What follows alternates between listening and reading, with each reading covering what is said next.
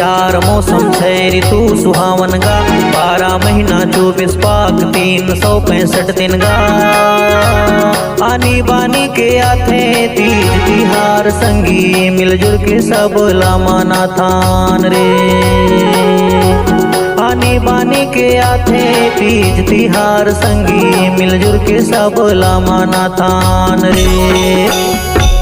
एक बरस की चार मौसम छै ऋतु सुहावन गा। 12 महीना 24 पाक 365 दिन है गा। आनी बानी के आथे तीज तिहार संगी मिलजुल के सब लामाना थान रे। आनी बानी के आथे तीज तिहार संगी मिलजुल के सब लामाना थान रे।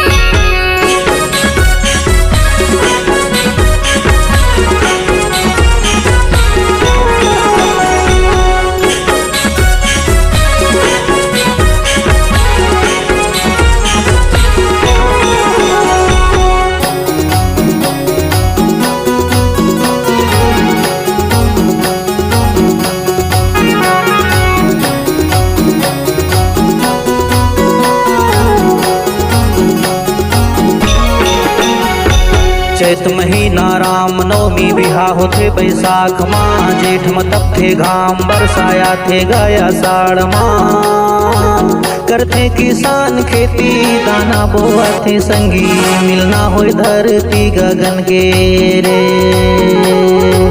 करथे किसान खेती दाना बोआ थे भैया मिलना हो धरती गगन के रे।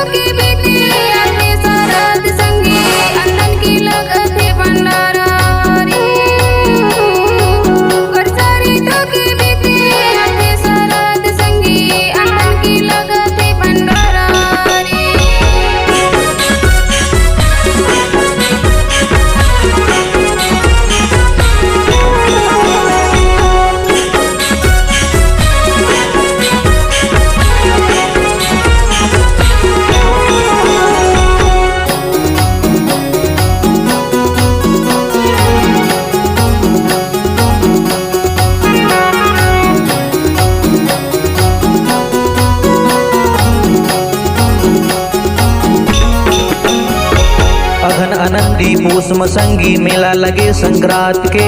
माघ बसंत बहार भैया यौआ थे शिवरात गा। फागुन महीना माँ होली तिहार संगी बरसा थे रंग अबीरा रे। फागुन महीना माँ होली तिहार संगी बरसा थे रंग अबीरा रे।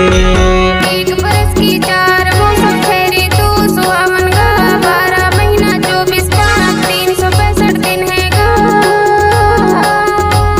आनी बानी के आथे तीज तिहार संगी मिलजुल के सब लामाना थान रे। आनी बानी के आथे तीज तिहार संगी मिलजुल के सब लामाना थान रे। एक बरस के चार मौसम छै ऋतु सुहावन गा।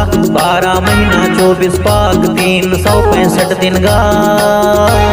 आनी बानी के आथे तीज तिहार संगी मिलजुल के सब लामाना थान।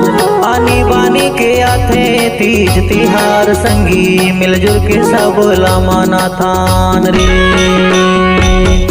आनी बानी के आथे तीज तिहार संगी मिलजुल के सब लामाना थान रे। आनी बानी के के आथे तीज तिहार संगी मिलजुल के सब ला मना थान रे। आनी बानी के आथे तीज तिहार संगी मिलजुल के सब ला मना थान रे।